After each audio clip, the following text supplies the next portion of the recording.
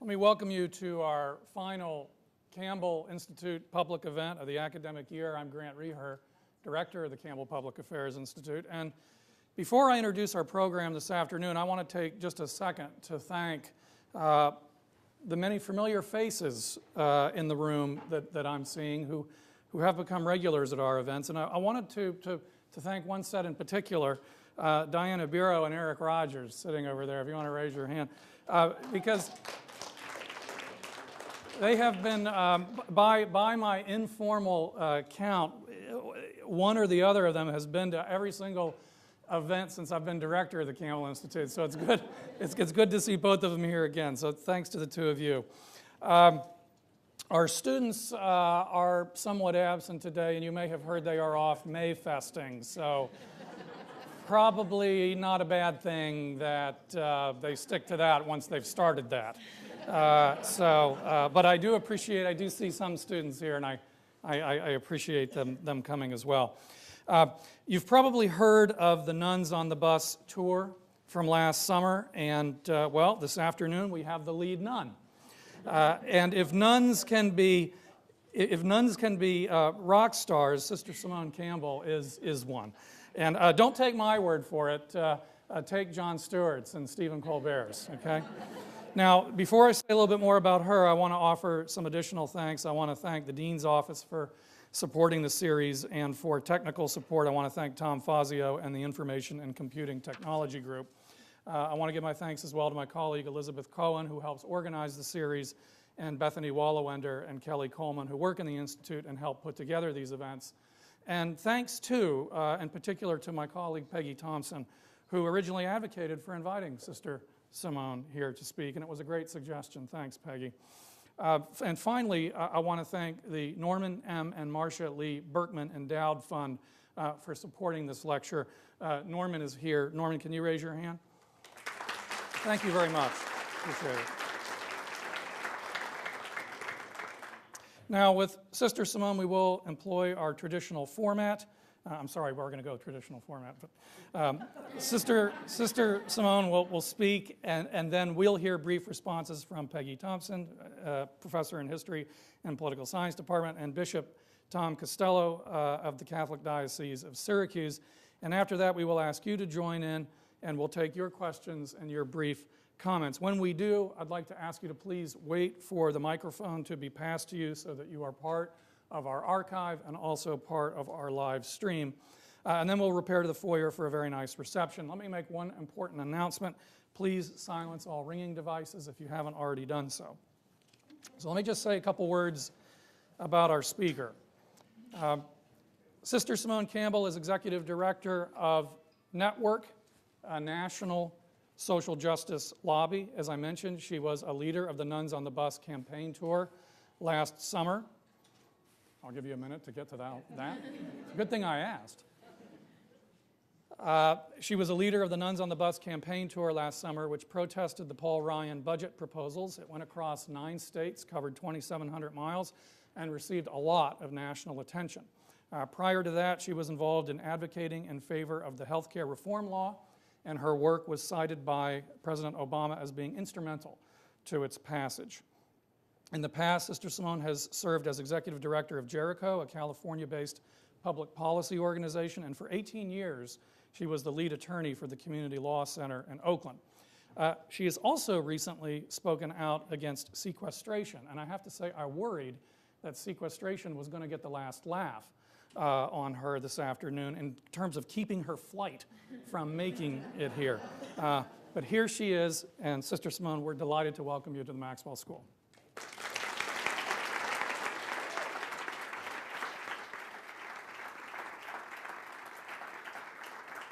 Thank you so much. What a great honor it is to be here. One of the amazing things about this notoriety that sort of exploded in my life over the last year is this great opportunity to travel the country and see fine educational institutions.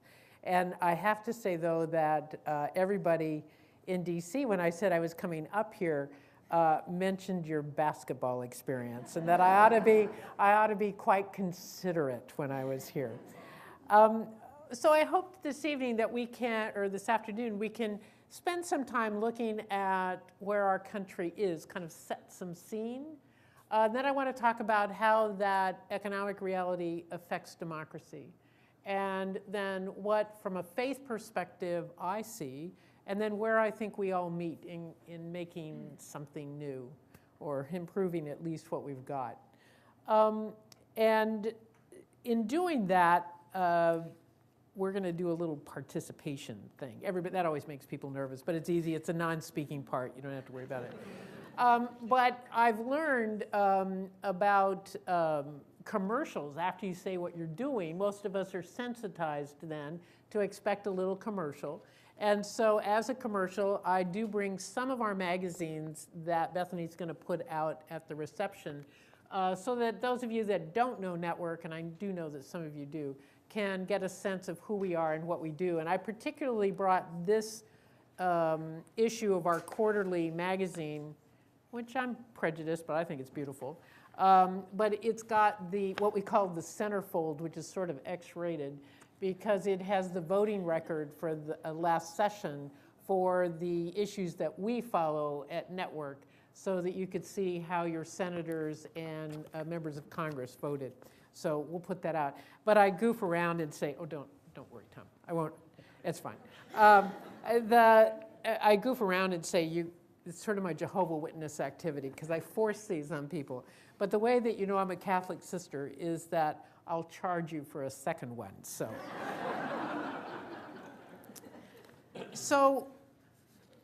in this amazing past year, just exactly a year, it has been a shocking time for me, us, our organization, to be catapulted to center stage. And we have worked for 41 years now for economic justice, for the needs of those who live at the margins of our society and our globe. And we work in federal policy. I'm a registered lobbyist. I figure I've got 2 strikes against me. I'm a registered lobbyist and I'm a lawyer. But I'm a Catholic sister, so that ought to balance it out somehow.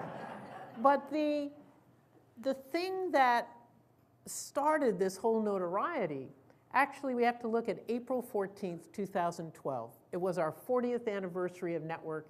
We had a fabulous party. It was a wonderful event. But the big question at this party was, how do we get the name of Network out there? How do we let people know about our mission? And 4 days later, on April 18th, the Vatican answered our prayer.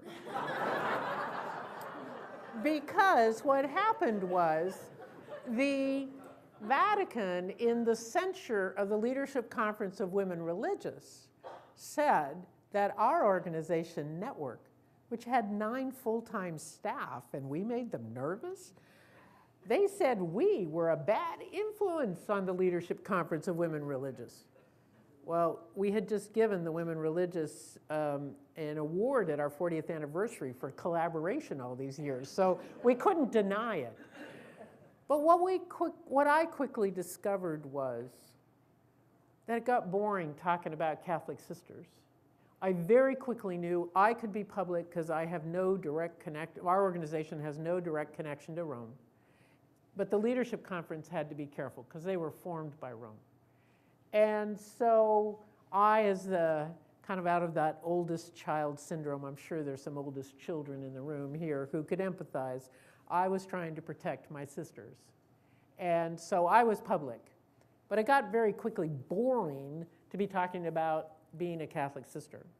I mean, I keep referring to my life as watching paint dry. It's very boring. But what I did know is that we had an opportunity to use it for mission. And then it became, well, what do we do? How do we use this moment for mission? And what came to me in prayer was to ask for help. And that's basically what we did. So what I want to do today is to talk a bit about this environment in which we are in our nation, and then spend a little bit of time talking about a response. What do we do to build a democracy? Because you know, a democracy is an experiment. And I think the jury's still out about whether or not it's going to work. It's worked so far, but I think there's some serious questions about right now. Okay, now, to do this part, to set the scene, you have to remember I'm not an academic. This will be readily evident. I'm a practitioner of this stuff. I do the work. So what I need is I need 5 volunteers who can walk. This is the only requirement. It's a non-speaking part to help me create a bar graph. Can I have 5 volunteers? Some of the Utes. Okay, come on, Utes. 1, 2, banga, banga. All right, we got 2. Oh, brother. Pulling teeth in an academic institution. All right. Play the God card. Okay, 2 more coming down. I need 1 more. No. I need more. I hate to tell you this. I need greater agility. But full confession, full disclosure. Okay, 1, 2, 3. Banga. Okay, now what we're going to do? All right, we'll be fine. 6. I'm going to need the 6th. Okay, so you're going to be our second act. All right. Okay. Now, what we're going to do is we are going, as soon as I get organized, we are going to create a human bar graph. I mean, have you all heard of the Brookings Institute? They're a highfalutin group. And I mean, they are, what are those think tanks? Well, I did this at a think tank. It was quite bold of me. I was very nervous, but they found it interesting and me mildly amusing. So, all right. So what we're going to do is we're going to create a human bar graph, and I'm going to ask you all to take different roles. And your name? Alyssa. Alyssa. You are going to be the top 20% of income in our nation. Jimmy is going to be the next 20%. Sabrina, you are going to be our beloved middle class. And Stephanie, you're going to be next to the bottom. Carissa. Oh, this is going to be tough. All right, Alyssa and Carissa. Got it. Okay, you're going to be the bottom 20%. We love you, but. Okay, so what we're going to do is we're going to ask you to, I'm going to ask you to put your toes against this step as being the x-axis. And then we're going to walk this way. And then some of you might have to turn right, okay, at the top? Okay, Alyssa, come on down. Okay. Now, what we're going to do is you need to know that between 1949 and 1979, about all 5 quintiles, oh yes, we're in an academic setting. I should call these quintiles. That just means 20%, you know. So all 5 quintiles, 100% of our population, experienced approximately 100% growth in their income in that 30-year period, okay? And so what we're going to look at is what happened between 79 and 2009. And that's what we're going to see here. I used to do the bar graph for 1949 to 79, but it was way too boring, and I lost my audiences. So I only do the exciting part, this one. All right, Alyssa, you ready? Okay, now, I am pleased to tell you that between 1979 and 2009, the top 20% folks in income, your income grew 50%. Now, what I'm going to ask you to do is take a step for every 5% change. Okay, so that's 10 steps, and we, the people of this organization, will help you by counting them out, okay? Okay, wait, just, are you ready? Okay, let's go. Okay, 1, 2, 3, just go up a step, just do a step, just a step. Oh, come back, oh, cheaters. One would not be surprised that the top 20% might cheat, so we have to be careful. Okay, all right, you ready? Okay, let's go. 1, 2, 3, 4, 5, 6, 7, 8, 9, 10. Perfect. Okay. Now, Jimmy, come on down. Now I have to go check my notes because I'm a little dyslexic when it comes to percentages. Okay. Now, Jimmy, you are the 4th So that's between 60 and 80% of income, still pretty high up there. And I am pleased to tell you that your income grew 23% in this 30 years. So you get to take 4.5 steps. 4.5? You're ready? Okay, let's go. All right, are you ready? Okay. 1, 2, 3, 4.5. Yeah, that's a good way to do it. This is tough. Okay, now, I forgot. Sabrina. Okay, Sabrina, you are our beloved middle class, where 90% of our population believes they're middle class. Let me just tell you that's not possible, but we're not great at math as a nation. So, okay. So I am pleased to tell you that between 1979 and 2009, your income grew 11%. So you get 2 steps. You ready? Okay, ready? On your mark, get set. 1, 2. Okay. Stephanie. Venga. Okay, get your feet up against the x-axis there.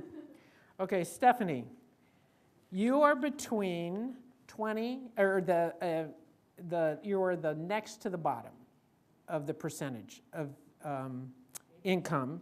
So it's between 80 and 60 of the whole. And so I am pleased to tell you, or however you said it. So I am pleased to tell you that between 1979 and 2009, your income grew 4%.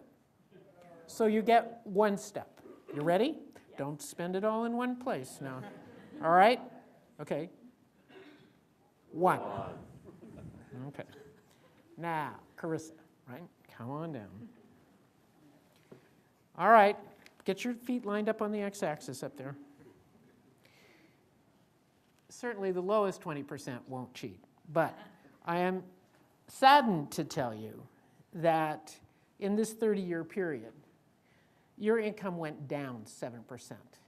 You need to take a step and a half backwards. So you ready? 1, 2, ooh, good move. Extra credit. I've never had anybody do that. That's fabulous. Okay, now we're going to add, I need 1 more for our second act.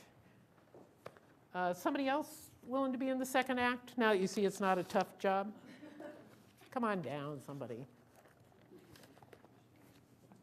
Oh, good, praise God. Jimmy, I don't want to say anything, but you are the only bold man we've got here, so. Okay, Carissa, could you just back up a little bit? All right, now we're going to break out the top 20%, because Alyssa's up there kind of alone. We got to figure this one out. So why don't you be the top 5%, and you can be the top 1%. How's this? Okay, now. Okay, come on down to the x-axis. Let's get the 5. Okay, I don't know your name. Trinity. What a great name. Okay, Trinity, line up on the x-axis. Okay, this is the top 5% of income in the same 30-year period. Your income grew 73%. So you get 15.5 steps. You ready? Okay, so just head up, and then you're going to have to head right. Okay? On your mark, get set. 1, 2, 3, 4, 5, 6, 7, 8, 9, 10, 11, 12, 13, 14 and a half. Did you get the half? Okay, perfect. Okay, and Ishra, come on down, line up. Okay, Ishra, you are the top 1%. I am amazed to tell you that your income grew 170%, and you get 34 steps. You ready? Okay, here we go. 1, 2, 3, 4, 5, 6, 7, 8, 9, 10, 11, 12, 13, 14, 15, 16, 17, 18, 19, 20, 21, 20, 23, 24, 25, 26, 27, 28, 29, 30, 31, 32, 33, 34.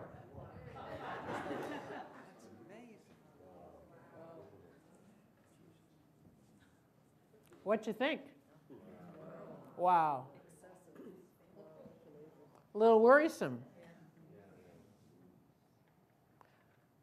I think that a piece of this distance and who sees whom. Now, you'll also notice, this happens all the time, though a little less here, is that everybody, this line here is consolidated. But your face, you'll notice that you're kind of facing forward but looking back to keep an eye on me, right? But what happens often is that everybody keeps facing forward and doesn't really know who's behind them. It's also a little scary for folks in this group because you know this experience of feeling on the edge, right? And when you look at who's in these various categories, like here with Carissa, often at the bottom are the day laborer folks, the folks that do housekeeping in hotels, the folks that do nanny work or cleaning or demolition and construction or a whole variety of day labor tasks. And in this second crowd, we have folks that are doing things like sales, non-commissioned sales. You get people working in social work, many social work jobs. And then in the middle class, you get a lot of teachers and folks who are, have BAs and are struggling. And here in the fourth, you get the more of the professionals. You get some nurses in hospital settings or midwives, this more advanced nursing degrees. You certainly get some of your public interest lawyers. You get a whole bunch of other folks. And then up at the top of the 20%, you get the management, CEO management, a lot of kind of upper management. And then you get the top 5%, and you've got the big attorneys, big CEOs, fancy-dancy folks. And over here, it's about 1.2 million or above. There you get your big corporate CEOs. You get your rock stars. Not me. I haven't made any money. That's how you know I'm really not a rock star. Or athletes, all the things that we value highly in our society. Isn't this interesting? What strikes you? Just call out and I'll repeat it so that we can get it straight. Disparity. Woof. Big time. What else? Between the top 5 and the top 1%, there's an enormous. Between the top 5 and the top 1, there's an enormous difference. Yep. And the gap's getting wider. The gap is getting wider. Absolutely. There was a recent report out that you'll notice I end with 2009, the beginning of, or kind of after the first year and a half of the recession, because the new data is hard to figure out what's actually going on. But one of the most recent articles that I read 2 days ago says that those at the top, in terms of wealth, we don't have the income data, but those at the top have recovered from basically maybe the 5% to the top have recovered, whereas this group has not, because most of their wealth is in housing, if they have anything. The middle class is in housing, and that has not recovered. Once you get to stocks and bonds, then they have recovered. Interesting, huh? That clump has power because it is a clump very near each other. The clump has power because they're near each other if they're in relationship. You are in the advanced class, my friend, yes. If they knew they had the power, therein lies the challenge. Yes? But as a 1%er, I could totally run out the door and I couldn't be held accountable by the clump, because by the time they came around, I'd be gone. Ooh. The 1% is making a break for it. Grab her. But that's a really important piece, because remember we just had the election last fall, and some absurd statements made by a certain candidate from the 1% who said 47% of our people are takers. But when you have no contact and you have no connection, what do you know? And on the bus, I met a man and his wife and 2 boys who are actually in Carissa's place here at the bottom 20%. And he's working, his hours got cut back in the recession. But he told me that the way they were surviving was he and his wife were working, they put their money together, and they put a roof over their kids' heads. But they used food stamps during the day to feed the kids. And then in the evening, they go to St. Benedict's, the Moore dining room in downtown Milwaukee to make sure that their kids get food. Oh, sorry, I have a bar graph that took the chair, sorry. But that what they do is they get food there, and he said that it wasn't his first choice to feed his kids that way. But a 14-year-old really needs to eat a lot. And he knew, he and his wife, they didn't have to eat 3 times a day. They could get by with 2 or sometimes once a day. But the kids needed to eat. And so they came to the dining room. And I realized that the Paul Ryan budget wants to get working people off of food stamps. Because they say in the richest nation on earth, we can't afford it. But then I realized that food stamps in St. Benedict's dining room, people would want to stylize as a handout to Carissa, to Billy, to everybody in this category. But the fact is, we're in this together. The handout to Billy was also to his employer, because his employer was getting a fed employee and paying low wages. And then I realized, whoa, it's a handout to the consumer, because we pay lower prices if we use their goods and services. And so food stamps is not about Billy. Food stamps is about all of us. And the choices that we've made as a society to have a safety net as opposed to a living wage. And the thing that just makes me mad is that for Carissa to have the same buying power as she would have had in 1970, minimum wage would not be the $7.25 that it is currently nationally. Rather, it'd be $12.50 an hour. The reason Carissa's income has gone down is because flat wages.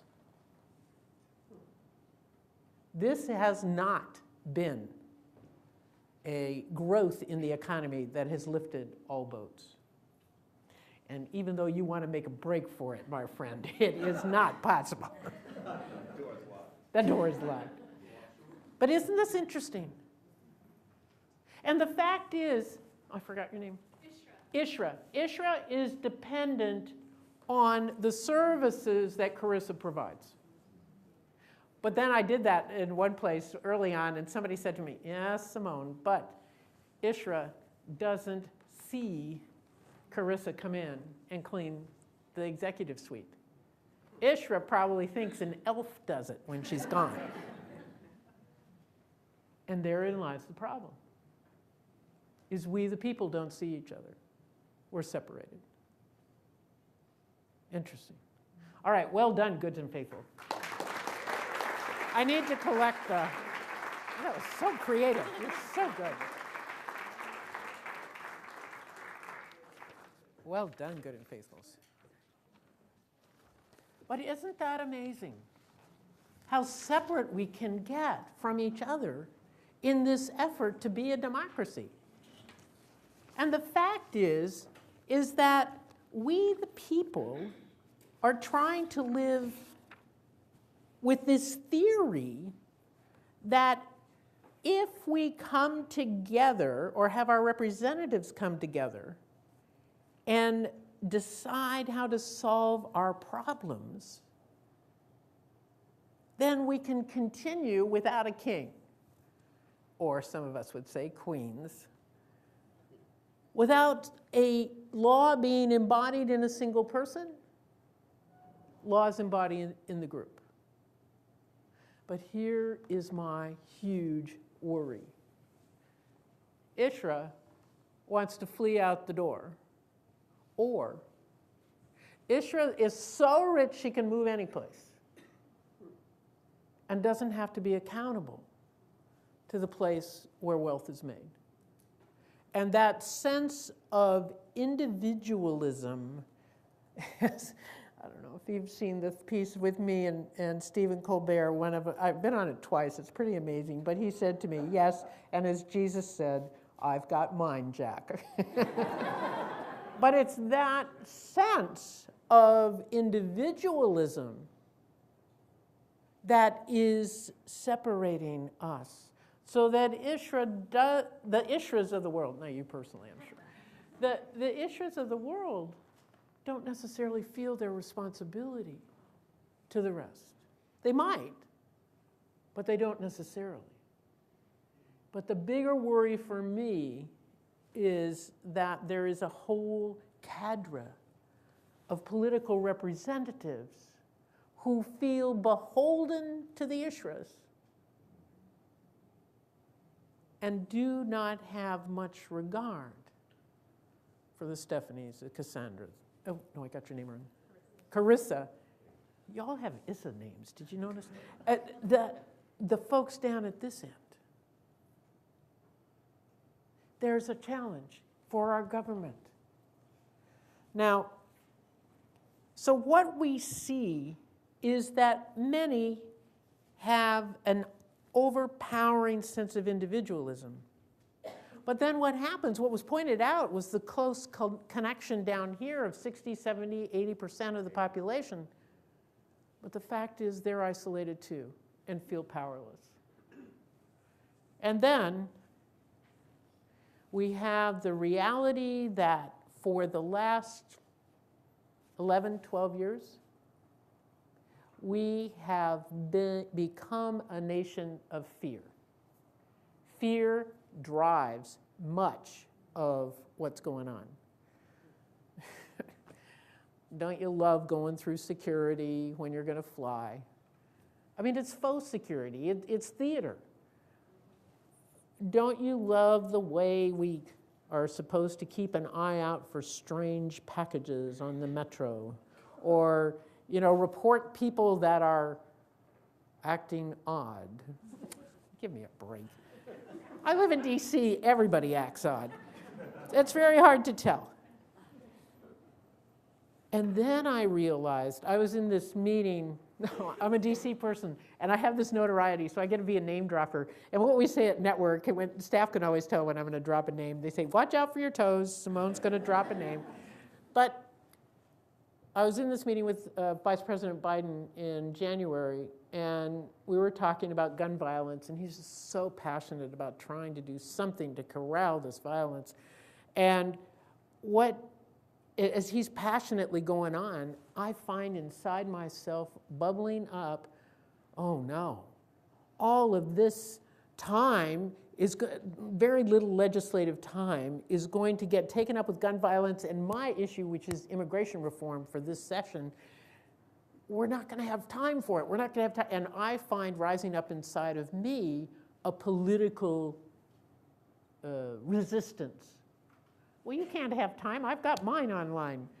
And all of a sudden I realized, at the base of gun violence, at the base of immigration, at the base of our economic foolishness that our ridiculous Congress is in the midst of, at the base of so many of our issues is fear. And if we can do one little thing to unknot the fear that is holding us hostage, we can treat many of these issues with sanity. So I took a deep breath and said, okay. I could see his point, and that we can work on the fear together. And for me, this, as a person of faith, this is where much of our pastoral work becomes important. I understand we have a few parishes represented here, so using some Catholic reference points to recognize that Jesus says often in the scripture, fear not, fear not. And what do? We quake in our boots. Not exactly good representatives of a faith based in love, not fearing. And I think that where we are called in this moment is to break out of the unpatriotic lie that we're based in individualism. It is an unpatriotic lie.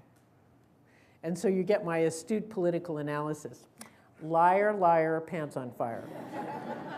But what they want, much of the politicians want us divided because then they have control and they don't have people nannering at their door.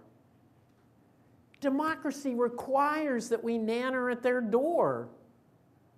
Otherwise, it's going to fail. We also have this call, okay, avoid the unpatriotic lie.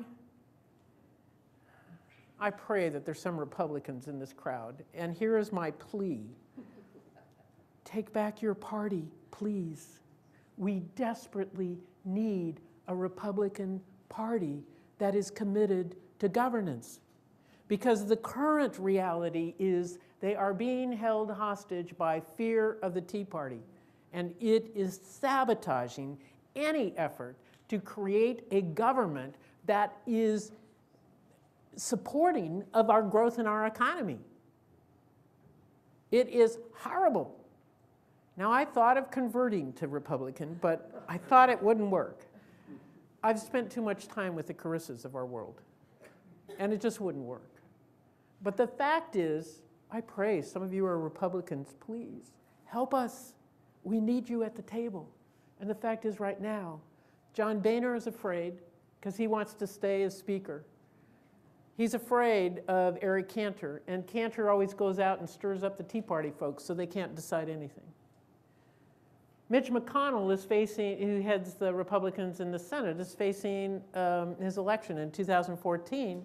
He's afraid of a Tea Party challenger, so he won't do anything in terms of leadership. It is wrong that they cannot participate in governance in a country that says we the people govern in this way.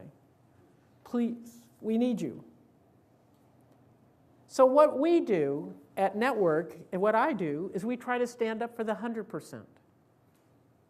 Just as I had the insight with Billy and his family, that food stamps is a benefit to Billy and his family, that it's a benefit to the employer, and it's a benefit to the consumer, so that is true of the rest of the programs we've got. We have got to see this is all about the 100%. And I come at this through faith. But that's not where we meet. Where we meet is in the Constitution. So in a pluralistic society, it's really nice that I'm Roman Catholic. It's pretty odd that I'm Roman Catholic, but I am. So, and I claim it with joy, because it fits my experience of faith and the sacred, the divine. It's wonderful for me, but it doesn't mean I impose it on everyone else. But what we all do hold as our common unifying principle is the Constitution. And whatever motivates you to come to that place, the Constitution is all about we the people of the United States. Now, what I find so fascinating is that the framers did not say, we the citizens. They didn't say, we the owners. It didn't say, we the rich people. They didn't say, we the politicians. They said, we the people of the United States. And in this current environment, I think we have got to bring all of us together so that we see who are the people, so that Ishra needs to know this whole line of folks. This line of folks needs to know Ishra, because we are in this together. And if we are driven apart, our democracy is going to fail. Now, so what does it say? Well, let me give you some examples. Immigration reform, the thing that's closest to my heart. Oh, we are are oozing. Oozing's my new word. Oozing, that describes political activity. Sausage making is the other one, but it's ugly, but someone has to do it. We are oozing towards a bill that's not a great bill, that the Gang of Eight, I don't know why they always have gangs and we always have wars on something. I don't understand it. But anyway, the Gang of Eight presented this bill this past week, and it's 800 pages. It's got a lot of problems. But it's a bill. It is progress. And what it has within it is eventually there would be a path to citizenship for the undocumented in our nation. It would take probably a minimum of 10 years from the time it gets implemented, and they have all these hurdles and stuff. It's a step. But look at this. Many of the folks who are the janitors, who are the cleaners of our society, who pick up and do the unrecognized yicky tasks that people with citizenship don't want to do, are the ones who are going to be penalized and suffer. So how do we, the people, acknowledge the contribution of the immigrant community to making this work, this nation work, for the last 20 years? The other piece is that having a large pool of undocumented in the shadows has suppressed wages. Because employers can use the undocumented off book and keep wages suppressed so that the Carissas of the world end up making lower wages because they don't have much leverage. The alternatives, oh, we'll just hire some undocumented. So we, the people, if we're going to build up our nation, share the wealth, we've got to fix this immigration system. Stay tuned. And so, I'll tell you this, it's not fully public because I'm still raising the money to do the blessed thing, but we're going to go back on the bus on immigration reform. Let us pray to the Lord. And what we're going to do is do a blessing in New Haven, because people want us to come to New England. It's as close as I can get. But then really start on May 20, that's on the May 28th, on May 29th at Liberty Island, where you look out and see Ellis Island and the Statue of Liberty, and speak out for immigration to benefit the 100%. We have got to do this as a nation for the sake of all of us. And then our whole message is for the 100%, but it's a huge trip. It's 10,000 miles in 3 weeks. We need our heads examined. But where we end up after headed down the East Coast, because I want to support Graham in South Carolina and Hagen and in North Carolina, and it's all strategic. It's all political. Anyway, we end down in Florida. I want to make sure Marco Rubio actually votes for the stupid bill. He keeps talking out of both sides of his mouth. So I want to put his feet to the fire, just a little fire. And then we head across the south. We wander Texas as the new Ohio, and then do New Mexico, Arizona, San Diego, and then up LA, up the San Joaquin Valley, and we end up in San Francisco at Angel Island, which is Ellis Island West. And again, the whole message is the 100%. So stay tuned. We're afoot. But I want to tell you that when I did this human bar graph at Trenton College of New Jersey, TCNJ, a kid who was a sophomore, obviously of Hispanic background, raised his hand in the response time and said, I had always, this young guy said to me, I had always thought my family was middle class. And then he starts to cry. A boy starts to cry. And he says, I now know that we were in the bottom. We're in Cassandra. Oh, I got your name wrong again. Carissa's group. And then he says, my parents worked so hard. They must have worked really hard to keep my sister and I from knowing how hard they worry. It must have been really tough. I'm so grateful for what they've given me. I never knew it though. Can you believe? These are the people who are struggling to form this more perfect union. We've got to do this for them. Then, second thing, we have to fix this stupid sequester. We have got to give our representatives, I can think of a lot of images. We have to give them backbone. We have to give them a swift kick in a place that will make a difference.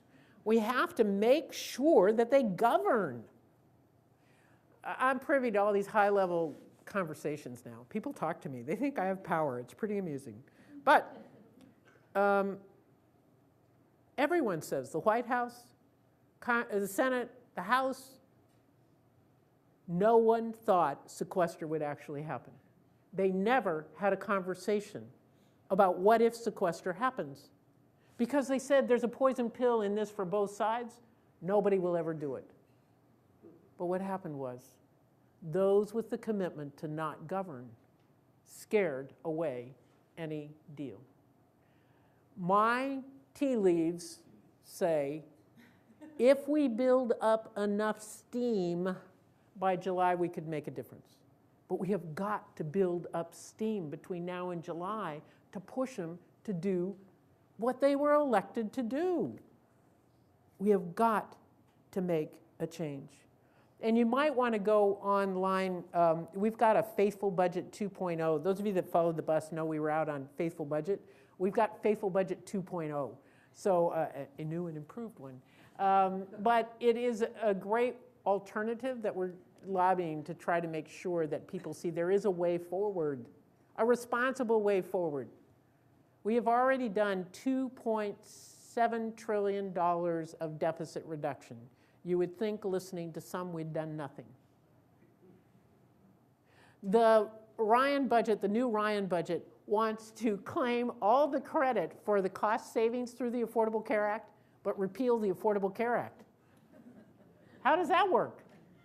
Fairly inconsistent. And actually, there's this new graph out that actually shows his budget sends the deficit soaring. But outside of that, it's fine. He'll tell you it's cost saving. So fix the sequester. And finally, we have got to fully implement the Affordable Care Act. Implementing the Affordable Care Act is the way forward. It's not the best bill. It was never intended to be the final bill. It was all politics, and blame Massachusetts. It's all Massachusetts' fault that it ended up being the final bill, because they elected Scott Brown before a conference committee could come up with a bill, one bill. And what happened in DC was really, it was pretty amusing, unless you really cared about healthcare. It was that those of us who are patient advocates and consumer advocates, we were all for the House bill. And then business was all on the Senate bill. And we said, oh, the Senate bill didn't do this and didn't do that and didn't do the other thing. And they said, oh, the House bill would be horrible for the economy and blah, blah. And then Scott Brown gets elected in January. Immediately, we start saying, oh, the Senate bill, that looks pretty good. And business starts saying, well, maybe we don't have to do healthcare now. We could, we could take our time. We could start over. Because they thought maybe they could get out of doing it. But the fact is, we need it as a nation. So then eventually what happened was the House did pass the Senate bill. It's not perfect. It had a lot of problems. Some of the rapidity with which it's being implemented is because in conference all the dates were supposed to change. But they couldn't change them, so. But here's the real reason why I think that we've got to do it, especially for implementing the Affordable Care Act. We have got to implement the expansion of Medicaid. And this is because of Margaret. Margaret died in 2012, actually beginning of June 2012. Because when she lost her job in the recession, she lost her health care. And when she lost her health care, she lost her capacity for screenings for colon cancer that her family had a huge propensity for. And on the bus in Cincinnati, her sisters, Jeannie and Lynn, came directly from Margaret's memorial service and brought me this picture. And they knew Margaret was a fighter, and they thought Margaret would love being at our fundraiser, speaking out against the Ryan budget.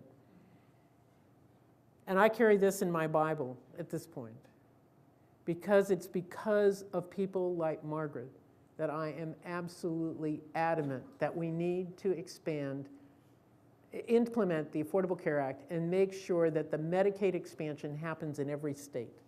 Last week I was in Texas. I've been in all these other, Ohio. I mean, I can't even tell you all the states I've been in working on this. You're okay in New York, but do missionary work around here, okay? You got to make sure everybody does it.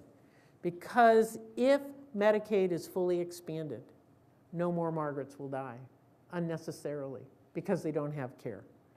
It is wrong in the richest nation on earth that Margaret died. I've spoken out about her, I've lifted her up, I've talked to her, she fuels my passion. And then in February, I was up in Madison where Margaret's sisters lived, and I got to see them again. And they told me the great gift that my speaking out for Margaret has helped heal their family, because they themselves felt that her death was senseless. They felt guilty. They were upset. They didn't know what to do. They were torn apart. But because I've spoken of Margaret, they feel like her spirit is still being used to make trouble that she would love. And it gave some meaning in an otherwise meaningless loss.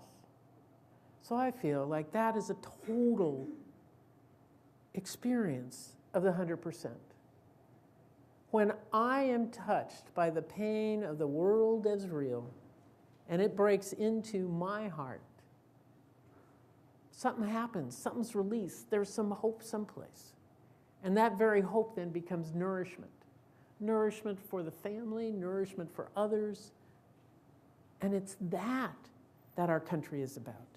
That is what makes we the people worth fighting for, in a nonviolent way, of course. But the important part is that we each speak up, that we speak our vision, our truth, and listen to each other, because we are responsible for each other. We are not separate. We are not isolates. We are not alone. And all of us need to make sure that we do not lose this democracy because of the economic disparities, because of our fear, because of all the reasons that want to tear us apart. Rather, we, the people of the United States, must form this more perfect union. Ain't going to be perfect, more perfect. We keep working at it to establish justice, ensure domestic tranquility, provide for the common defense, and promote the general welfare, and secure the blessings of liberty, not just to us, but to our posterity. Therein lies the challenge. We, the fast generation, must make sure we invest for the future, and that the measure of any bill, any action, any engagement has got to be, how does it play out for our children? I don't have kids, but our kids in the generic sense, our children's children, to the 4th, 5th, 6th generation, because we've benefited from prior generations' investment in who we are. We, the people, hold a responsibility for those who come after us. Let us pick it up, do it. And as I say, my astute urging is do it, damn it. No one else will. It's up to us. Let's do it. Thank you.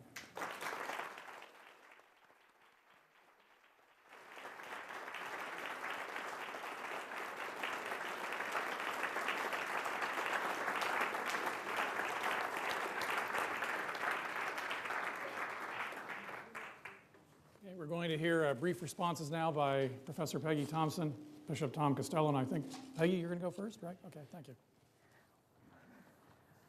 Why did I agree to follow that? So you will forgive me in advance for being unable to do so.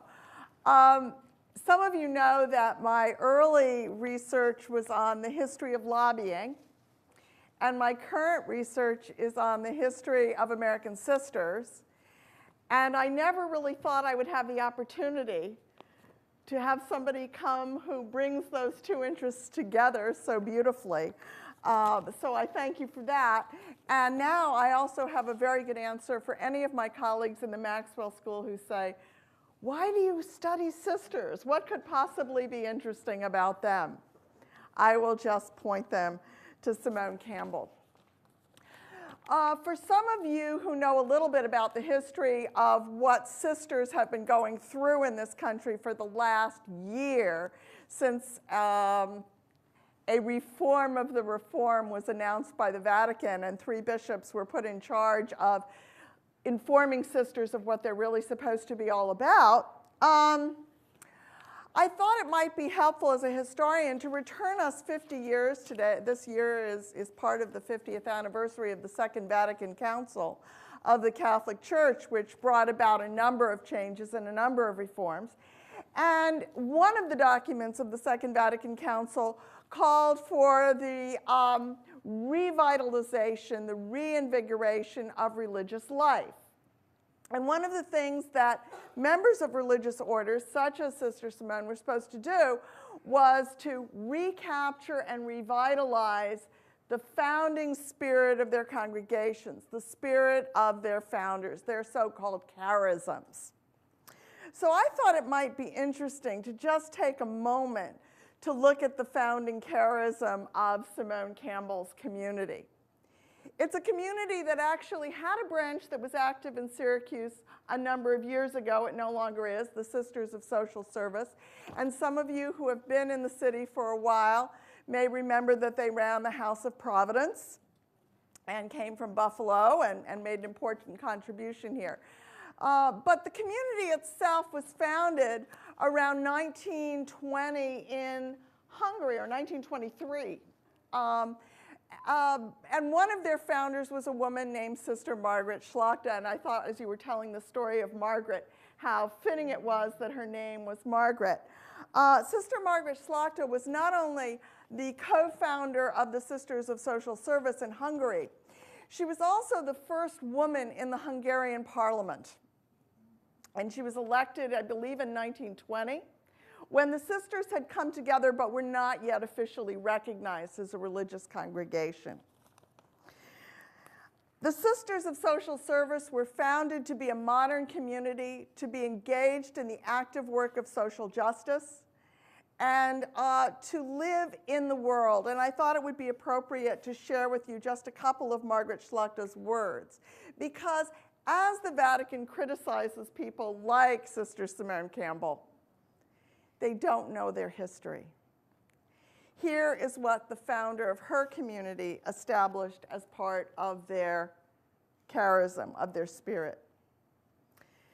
She was described by their biographer, by their historian, the late Jean Marie Renfro, as a nun who looked like an ordinary lady. She voted according to her own conscience. If anyone disagreed with her politics, she was open to discussion, but wanted no one to blame her community for her political views.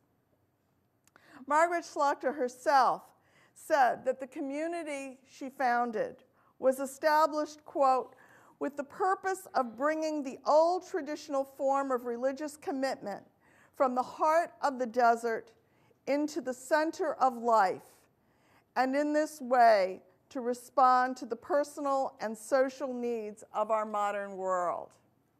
It seems to me that Simone Campbell and Network and the sisters who work with her in Network and all of us who help to work with the leaders of Network are doing precisely that. And so I can think of no more fitting example of the spirit of Vatican II, of revitalizing the spirit of your founder and of your congregation's charism than Simone Campbell. So I just want to thank you for that.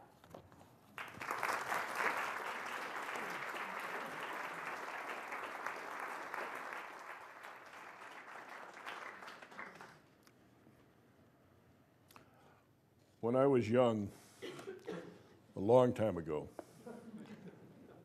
nothing was more unquestionable than what Sister said. I think I've never outgrown that. In 1991, John Paul II wrote, "The social message of the church gains credibility more from the witness of action than as a result of its internal logic." In 2005, Benedict XVI wrote, "As citizens, church members are called to take part in public life.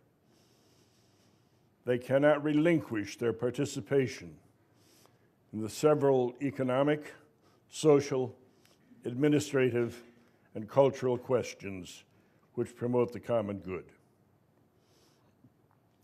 Just last month, the United States Conference of Catholic Bishops put Congress on notice that the worthy goal of reducing unsustainable deficits must be pursued in ways which protect people who are poor and who are vulnerable. In debating the federal budget, they said the choices are not just political, not just economic. The choices have human dimensions, they have moral dimensions. Now, the B that I brought into this class has already been degraded to a C by Professor Thompson because I'm quoting all these men. I don't mean to imply that Sister Simone looks to the preaching of these hierarchs, these clerics, for her motivation. I do mean to suggest that the message that her life proclaims is solidly grounded in Catholic social teaching. If I understand where she's coming from, Sister's reading of the gospel mandates her public engagement. Her reading of the gospel commands focus on issues in which, were he alive now, Jesus Christ would be involved. It's my understanding that Sister's conviction that faith enriches public life is valid, that civic life is undeniably made better when people of faith bring their beliefs to bear on the issues. I think it's Sister's faith that compels her to educate, and to advocate, to organize, and to lobby for compassion and equity, for inclusivity and justice on behalf of the voiceless, the people on the margins. What the nuns on the bus are doing isn't really anything new. On Wednesday, the day before yesterday, Sister Joan Chittister, Professor Thompson, Sister Joan Chittister wrote, "For 1,500 years, nuns everywhere have been working with the people, hearing their stories, attempting to meet their needs, having a presence in their lives, simply intent on being the caring face of a merciful church. Sisters have been their ministers in the midst of confusion, not their dogmatizers, not their judges, only witnesses to the gospel's unconditional love." At the risk of a C-, in the 13th century, very outset, a man named Francis had a vision. He saw Jesus Christ. It happened in the country chapel of San Damiano, just outside of Assisi. He heard a voice, and the voice said to him, Francis, rebuild my house." He took it to mean the church in which he was praying. It had fallen into ruins. However, his response, Franciscan spirituality, has had a much more universal impact. Well, just lately, there's another Francis on the scene. And he's having some impact. Last week, he wrote, "A church which does not go out of itself, sooner or later, sickens." And then he added, "In the process of going out, the church always runs the risk of accidents," adding, "I prefer 1,000 times over a church of accidents rather than a church that is sick." He said a church of accidents is a church willing to take risks on the edges, a church dedicated to service for the needy, a church which gives voice to the marginalized, those living on Francis' popular term, the periphery, a church working on behalf of mercy and peace and justice. Well, what Pope Francis said last week describes, for me at least, the church, indeed the society, the culture, which Sister Simone, which Network, which LCWR, and which religious women throughout the United States have been building and have been rebuilding. This bishop, admittedly from the 70s, and I think we were a different group, and proudly a Judeo appointment, all I can say to you, sister, is right on. Hit the road.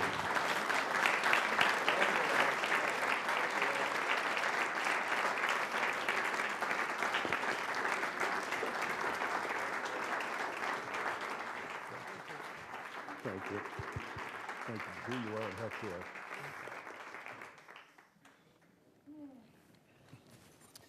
We have a good chunk of time now to take questions, comments. I'm sure we're going to have a few. Here's one here, and then we'll get that one in there. Go ahead. Sister, is this on?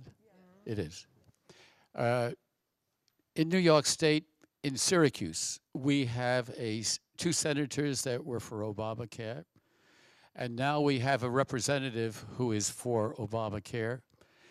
So we have the implementation, or we have the people, the politicians, as it were, that represent us, that are pushing along with us. What would you suggest to the people of Central New York who do have 3 out of 3 politicians that are for it? How can we best move Obamacare into happy existence? Good question, good question. I used to live, I'm Californian, and I lived in Congressman Ron Dellum's district, and periodically, because I only had to call and say thank you, I never had to do missionary work, and I used to think, maybe I should move to missionary territory. What do you think? You know, just over the hill into Contra Costa, but I never did. A couple of things that you can do that would be really important is make sure that your state implements it well, and hold them accountable, and make sure that enrollment is going to be a huge issue. And where is your state on enrollment? What service is available to help folks who are not used to even being eligible get into this system? A second piece is that just your representatives, what I did not realize until I got to DC is that folks who agree with us rarely hear from us. It's really important to give those thank you calls or to make contact so that they are supported in the process of governance. And then the third piece that you can do is that you probably know folks that live in not such paradise is what you've got here. Hard to believe this could be paradise, but it's lovely, I'll tell you. But talk to folks who don't live here, your friends. We've gotten out of the habit of talking about politics because it's so polarizing. And so I've developed in DC, well, of course it's DC, but I call it my Safeway grocery store work, where you're waiting in line at the grocery store, and I'll just say to the person in front of me, well, what do you think about politics? What do you think's going on? And we've had some amazing conversations. So I think just even creating some room where we can talk about this is really important in informal settings. And then if you know folks in other states who are having a harder time, support them, talk to them, encourage them. So those are three really concrete things you can do. Implementation is going to be a huge challenge. To get 30 million people who have not had health care into health care, it's going to take a bit of doing. And we're going to, because of the stupid bill, we only got a narrow window to do it in. So but starting October 1, it's going to be a rush to January 1. So there's a lot of work that needs to be done, but we can do it. Si se puede, we can do it. And then if you got extra energy, work on this immigration thing.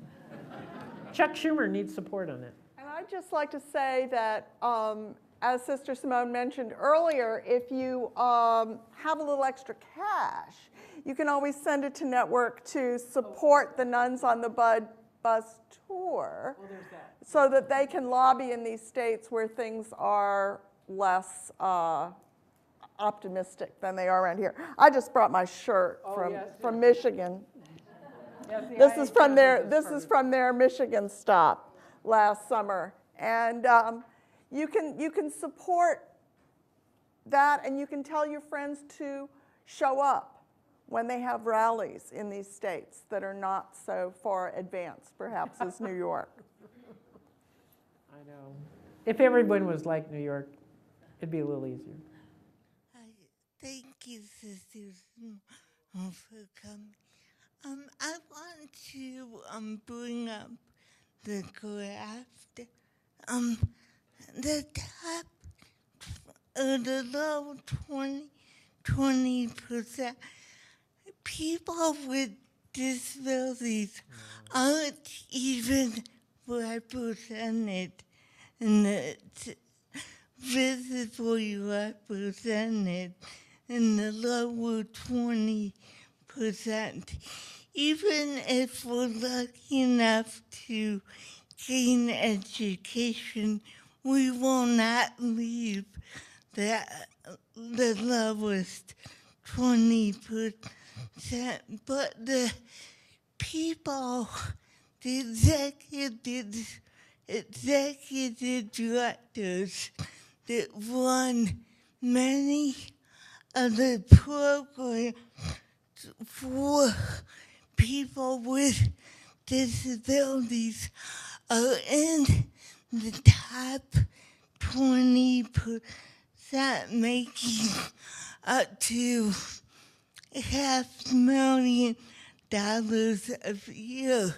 They have a vested interest in keeping us invisible. And within the Catholic Church, how do we move beyond pity that is very marginalized to full inclusion? Yeah, you witnessed to it well. Thank you. I don't know. You will know. You will know. Because here's one of the challenges, it is so hard to be in that bottom 20% with Clarissa.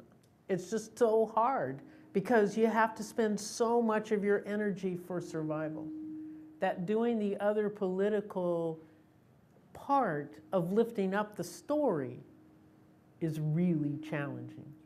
And I think that we have made some progress with folks, a little bit, not enough.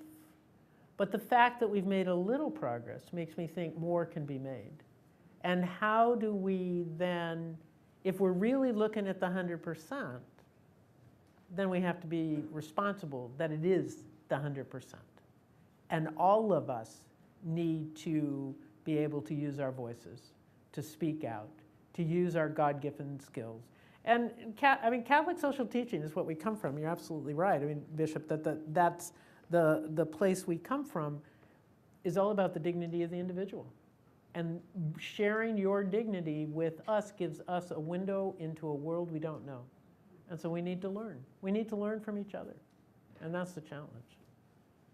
So do it. We need you. Thank you.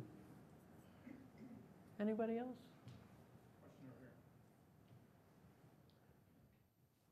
My husband will probably wonder why I'm saying this, but when Kathleen Kennedy Townsend was here not so long ago, and maybe people in this room heard her speak in the same position you're in, one of the things that I walked away with was the fact that she was talking about the Catholic Church and how educated and how elevated the nuns have become as far as their education, and how much they've been doing, as you have spoken, in the social, economic, secular world, and how with the unconditional love they have been part of the social service process throughout the United States for years.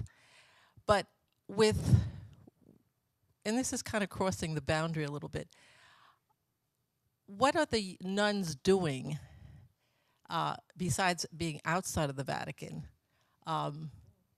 inside the Vatican now? We don't exist. I mean, the fact is that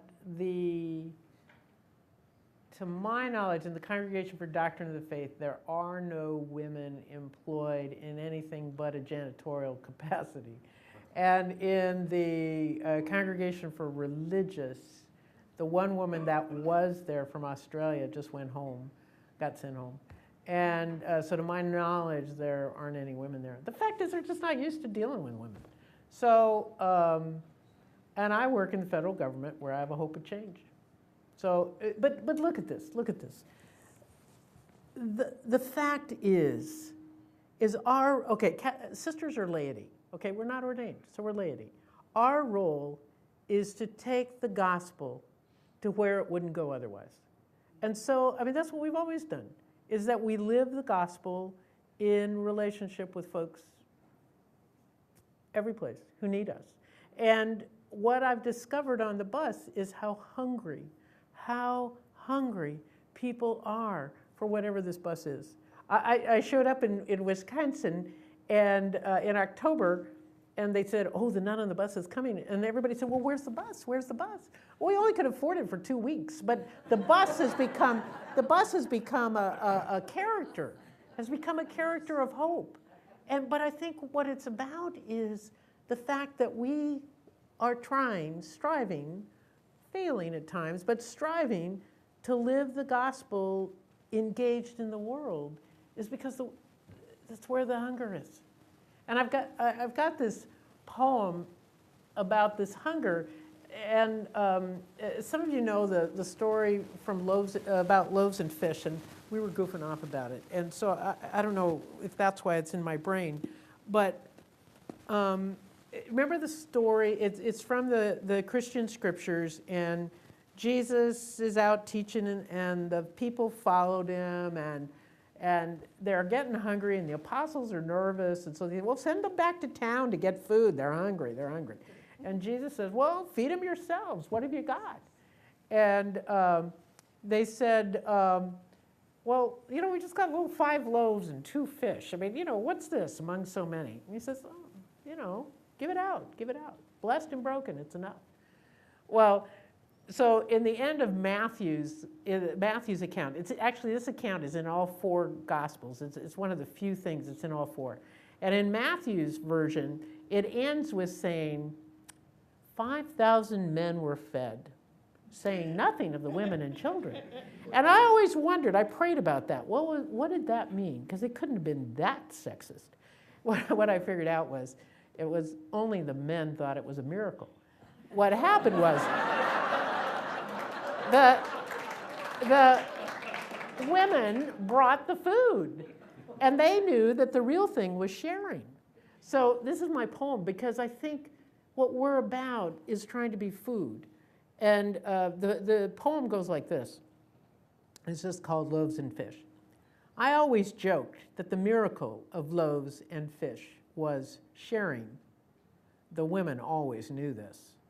But in this moment of need and notoriety, I ache, tremble, almost weep at folks so hungry, malnourished, faced with spiritual famine of epic proportions.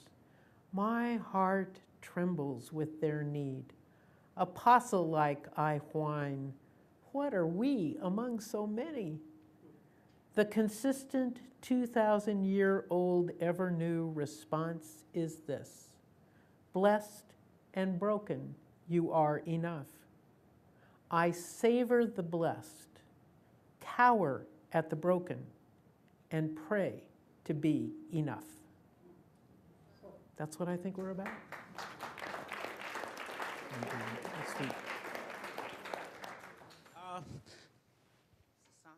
Yeah, okay. Sister, you mentioned the day labor in the bottom 20% and even in the next 20%, and you mentioned a living wage once, and it was not in your major agenda items. It doesn't seem to fight here. How much more effort or emphasis should we put forth in terms of trying to create, like a living wage or something like that, in terms of, so if someone is a working person, they can ensure themselves to be out of poverty and into some reasonable life here. President Obama suggested a minimum wage increase. It got shot down. We haven't heard any more from it. So where does that sit in your list? On everybody's. The challenge of any progressive organization is we think they're all number one, and it's another number one priority. The problem is it doesn't have political traction yet, because I think it's mostly because of the integration of these various economic issues. And Network is a political organization. We're a lobby organization, and I think a minimum wage actually is probably one of the few things that next year has a chance of being, of moving, because it's a great election year issue. So it is part of our agenda. It's part of who we are. I also think that it takes some work on the part of states to experiment with living wages. The idea that we have one wage for our whole country, and when we have different costs of living, makes it challenging. But I think that there's way more opportunity for it to actually move, say, in the fall or even in the spring next year, because people are going to want votes, and that's when that kind of thing works. So it's on our list. It's just that right now what's hot, what has potential is immigration reform, gun violence, and we've got to do something about this stupid financial sequester stuff. It's ridiculous, said she with passion. Sister, you... Where are you? Over. Sister, you talked about fear as a factor, and I had not really thought about fear as a force that divides us and contributes to the tremendous polarization that we see. Do you see that as a major force, and what can we do about that?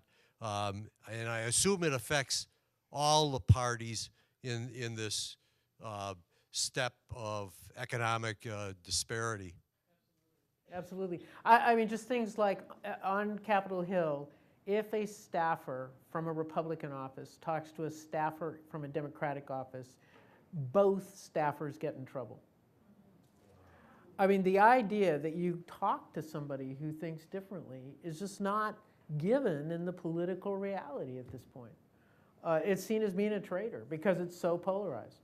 And so what that's why my grocery store line missionary work, that's why I try to, when I can, talk to groups that are different. That's why I really talk about the 100%, so that we have nothing to fear from each other.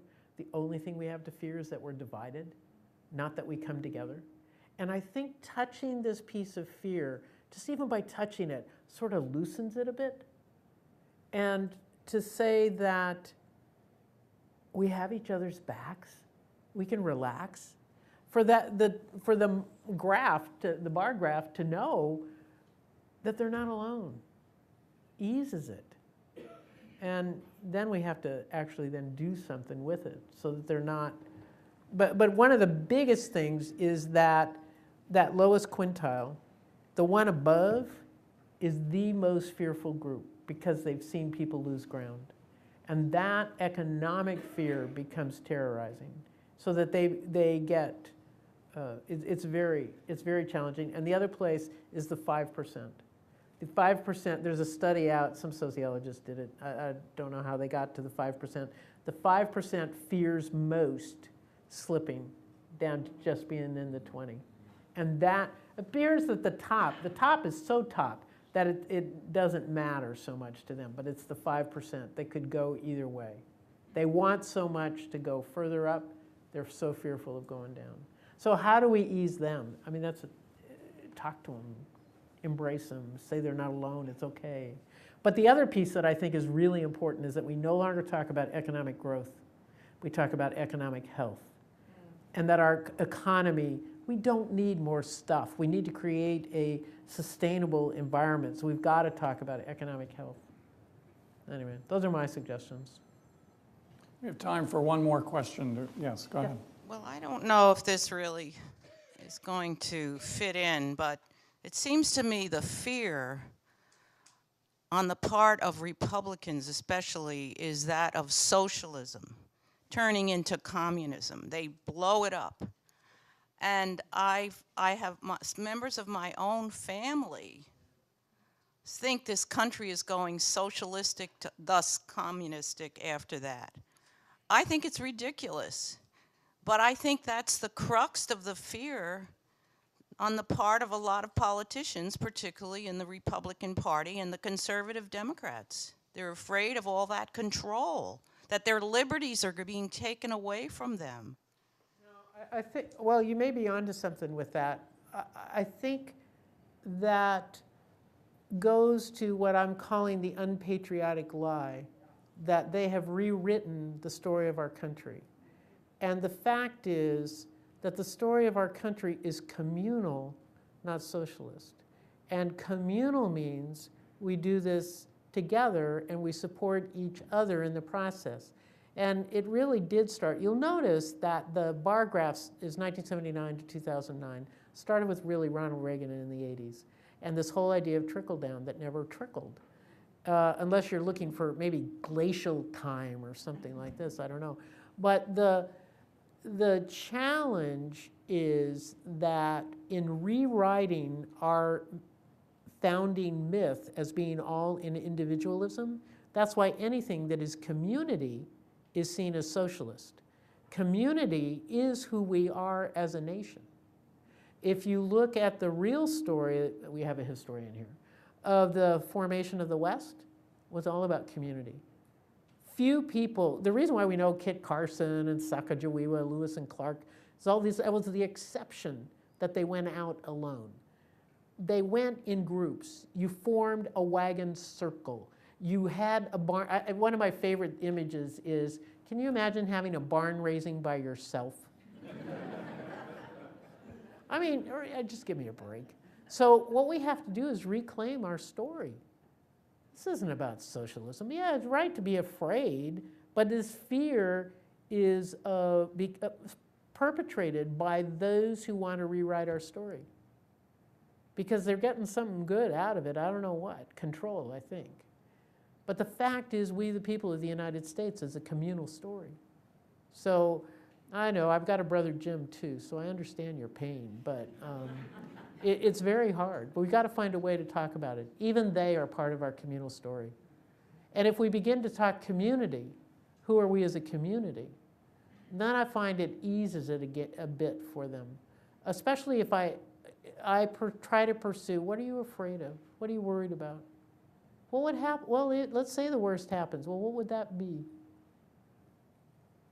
And one of the things that just drives me nuts with healthcare is that I got this call from this woman, speaking with an old craggly voice, and she didn't want the government getting involved in her healthcare. And I said, well, you know, I don't want to presume, but you sound like maybe you might be a little bit old. Do you get Medicare? Oh, yes, I do. I like it a lot. So, well, do you know that's run by the government? Well, no. But I don't want the government wrecking it. So some of it is just about what government does. People just don't know. And so how to touch what they feel. My message is Touch the thing people are afraid of. Ask them the question, what do you fear? Don't be afraid yourself to touch the pain. Because if you touch the pain of the world is real, hope gets released. But you got to touch it, not run from it, not hide from it, not be afraid of it. Oh, Sister, Bishop, Professor, you're the perfect group for me to confess in advance my sin of plagiarism. I'm going to steal your thing here and use it. Find it. No, seriously. Find it on. You can find it online. I finally begged the staff. Go to networklobby.org, and then it's /human bar graph, and it comes up. It's at the bottom of the page. Go on it. Use it. Everybody use it because nobody knows this. Well, I just want to thank all of you, particularly Sister Simone, for sharing with us your passion, your commitment, and your analysis. So thank you very much.